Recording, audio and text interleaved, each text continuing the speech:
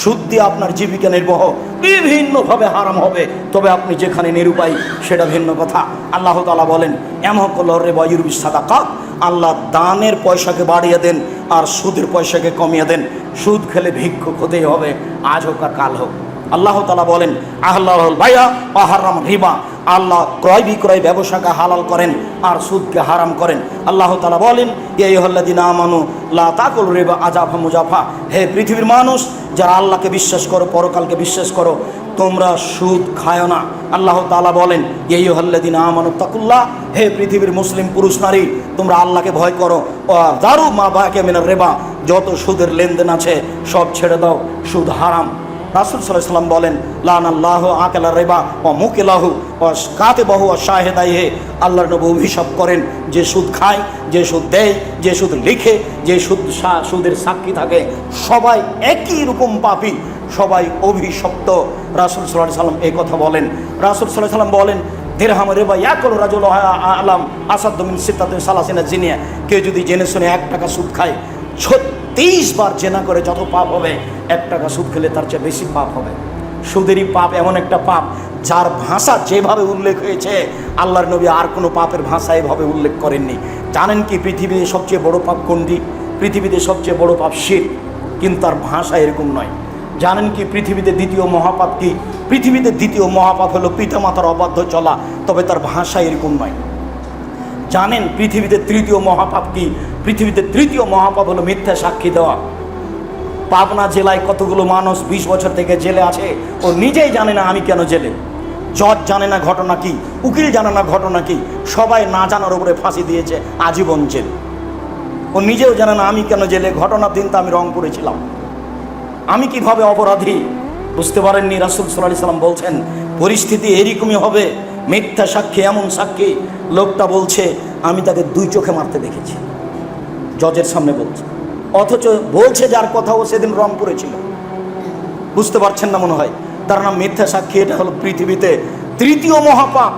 মানুষকে হত্যা করা পৃথিবীতে 4র্থ মহাপাপ। এখনো আপনার সুদ আসেনি সিরিয়ালে, তাহলে সুদ মহাপাপে কথা ঠিক, তবে সিরিয়ালে অনেক পরে। এরপরও তার ভাষাগুলি কেমন দেখুন। রাসূল সাল্লাল্লাহু আলাইহি ওয়াসাল্লাম বলছেন কেউ যদি জেনে শুনে 1 টাকা সুদ খায় তাহলে 36 বার জেনা করে যত পাপ হবে, 1 টাকা সুদ খেলে তার চেয়ে বেশি পাপ হবে। কই এমন ভাষা তো শিরকের ব্যাপারে বললেন না, কই এমন ভাষা তো বাপ মাকে গালি দেওয়ার ব্যাপারে বললেন না, কই এমন ভাষা তো মিথ্যে সাক্ষীর ব্যাপারে বললেন না, কই এমন ভাষা তো মানুষকে হত্যা করার ব্যাপারে বললেন না। তার মানে এই পাপে সমাজ নষ্ট হয় সুদের পাপে, যার কারণে সব এই পাপে ঘেরা পড়বে, যার কারণে এই পাপটা এইভাবে উল্লেখ রয়েছে। রাসূল সাল্লাল্লাহু আলাইহি ওয়াসাল্লাম বলেন আর রিবা সাবুনা জুজান আইসার আনকাজুল উম্মাহু, সুদের পাপের 17টি ভাগ রয়েছে। ছোট ভাগ হলো মার সাথে জেনা করলে যেমন পাপ হয়। নেন এবার কি দিয়ে আপনাকে বুঝাবো সুদ কি জিনিস, অথচ প্রায় মানুষই সুদের সাথে জড়িত। কিস্তি না হলে আপনার দিন চলে না। আপনাকে আমি ভিক্ষা করে খেতে বলিনি, তবে ভিক্ষা করে খাওয়া যায়, কিস্তি তোলা যায় না। আমি কোনোদিন কাউকে ভিক্ষা করে খেতে বলিনি। ভিক্ষা করা কাজ ভালো নয়, কেননা ওটা এভাবে নিতে হয়। কোনটা? বাড়ি থেকে বের হবেন তার আগে মাকে বলে দিবেন, বোনকে বলে দিবেন, স্ত্রীকে বলে দিবেন, শোনো বাড়ি থেকে বের হওয়ার সময় আমার পকেটে 50টা খুচরা টাকা দিও, 10 টাকা 20 টাকা দিও। ভিক্ষুক চাইলে খালি দেখি 500 টাকা নোট, তখন বলি মাফ করো, মাফ করো। ও কত অপরাধ করেছে, দিন রাত মাপ চাচ্ছেন কেন, এত হিসাব কেন? আজ থেকে অনুরোধ জানাচ্ছি আর কোনোদিন বাড়ি থেকে বের হবেন না খুচরা টাকা ছাড়া। পকেটে যেন খুচরা টাকা ছাড়া থাকে জরুরিভাবে। এই যে একটু পরে কোটাটা সামনে দিয়ে ঘুরবে, তখন দেখবেন যে গোটা টাকা আছে 500 টাকা, কেমনে দিই? তখন ধীরে কোটাটা পাশে করে দিবেন, দিতে পারবেন না কিছু। কেন? বের হওয়ার সময় 10টা টাকা পকেটে ছিল না, 20টা টাকা 50টা টাকা পকেটে ছিল না। জরুরি অনুরোধ, শুধু অনুরোধ নয়, আপনি দিনী ভাই হিসাবে জরুরি আদেশ আপনার স্ত্রীকে বলে দিবেন, আপনার মাকে বলে দিবেন, আপনার বোনকে বলে দিবেন, শোনো আমি যখন বের হবো ব্যাগটা হাতে করে, তখন আমার পকেটে 50টা 200টা একটা খুচরা টাকা দিয়ে দিও। যত ফকির আসবে আমি যেন 10টা টাকা দিতে পারি। মসজিদে যখন এটা কোটাটা আমার সামনে দিয়ে যাবে, তখন যেন আমি 20টা 50টা টাকা দিতে পারি। আর জামিয়া সালাফিয়া তো আছেই, জামিয়া সালাফিয়া তো জাতিকে উন্নত মানের শিক্ষা দিতে চাই, সেটা তো আমাকে দোয়া করতে হবে, নাহলে জরুরিভাবে সেখানে পয়সা দিয়ে আসতে হবে, এটা তো আমার জিম্মেদারি। কিন্তু খালি বের হয়ে গেছেন, কি করবেন? কোনোদিন খালি বের হবেন না। আমার মা বলতো যখনই বাড়ি থেকে বের হতাম, তখন বলতো কিছু খুচরা টাকা নিয়েছো? কেন আম্মা? তো বলছে বেটা ছেলেকে খালি বের হতে হয় না, টাকা নিয়ে বের হতে হয়। কেন যে আমার মা বলতেন, আমি নিজেও জানি। বাড়ি থেকে বের হতে হবে তখন কিছু টাকা পয়সা নিয়ে বের হতে হয়, এটা আমার মা বলতেন। আর এই ভাষাটা বলতেন যে বেটা ছেলেকে টাকা পয়সা নিয়ে বের হতে হয়, খালি বের হতে হয় না। সম্মানিত দিনী ভাই বোন, আমরা শেষের দিকে এসে বলছি, রাসূল সাল্লাল্লাহু আলাইহি সাল্লাম হারাম উপার্জনের যতগুলি পথ উল্লেখ করলেন, তার সবচেয়ে জঘন্য ঘৃণিত পথ উল্লেখ করলেন, সেটা হলো সুদ। হালাল রুজি উপার্জন করতে হবে, এ কথাই ঠিক। জীবন বাজি রেখে হালাল রুজির উপার্জনের চেষ্টা করতে হবে যে কোনো মূল্যে। জরুরি অনুরোধ, পয়সা বেশি উপার্জন করতে হবে, এ কথাই ঠিক। যদি পয়সা বেশি উপার্জন না করেন তাহলে হাত পেতে দিতে হবে, দেওয়া যাবে না। আর সবচেয়ে বেশি পয়সা উপার্জন করা যায় ব্যবসা দিয়ে।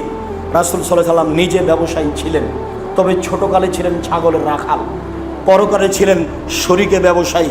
ব্যবসা তিনি ভালোবাসতেন, ব্যবসা দিয়ে অনেকের উপকার করা যায়। তিনজনই ব্যবসায়ী।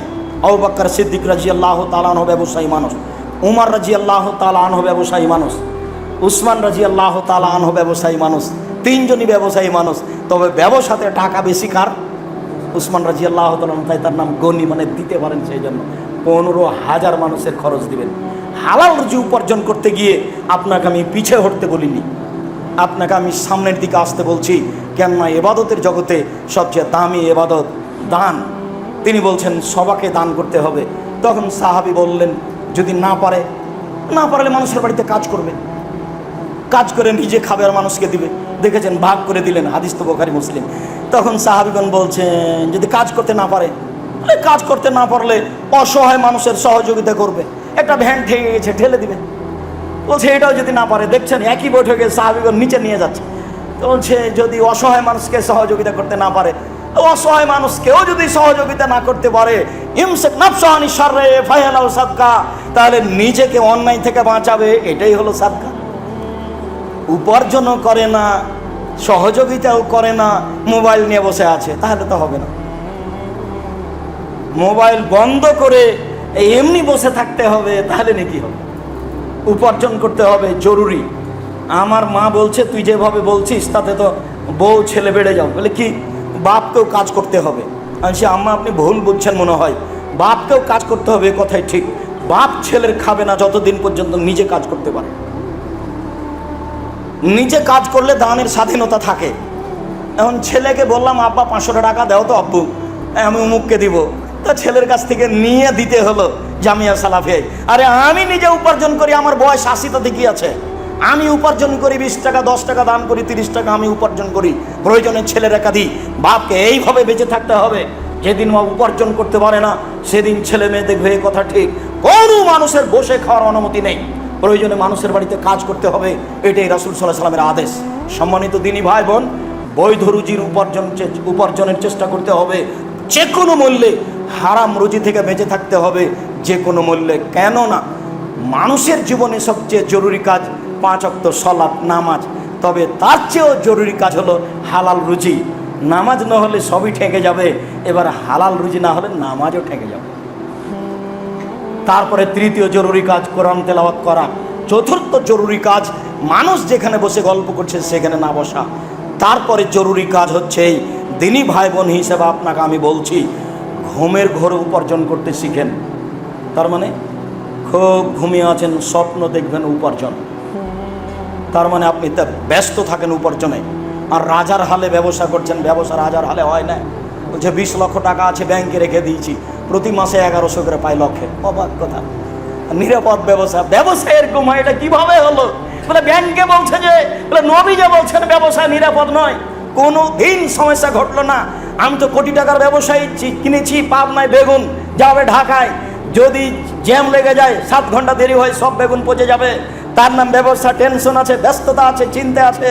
ব্যবসা এরকম ছিল, 10 লক্ষ টাকা ব্যাংকে রেখে দিয়েছি, কোনো দিন কমলো না, মাসে মাসে এত টাকা পেলাম। এটা তো কেমন নিরাপদ ব্যবসা? ব্যবসা কোনো দিন নিরাপদ হয় না। ব্যবসা তো কোনো কষ্ট, ক্লেশ, ত্যাগ তিতিক্ষা, বিনিময়, শ্রম, ব্যথা, সব কিছুর নাম ব্যবসা। নিরাপদে ব্যবসা হয়ে গেলে এমন নাম ব্যবসা নয়। সম্মানিত দিনী ভাই বোন, ব্যবসা করে উপার্জন করতে হবে। ছেলে মেয়েকে উচ্চ শিক্ষিত করার চেষ্টা করতে হবে। প্রয়োজনে ভিক্ষা করে, ছেলে মেয়ে ভিক্ষা করবে না, ছেলে মেয়ে গার্মেন্টসে যাবে না, ছেলে মেয়ে রাস্তাঘাটে নামবে না আমি যতদিন বাপ বেঁচে আছি।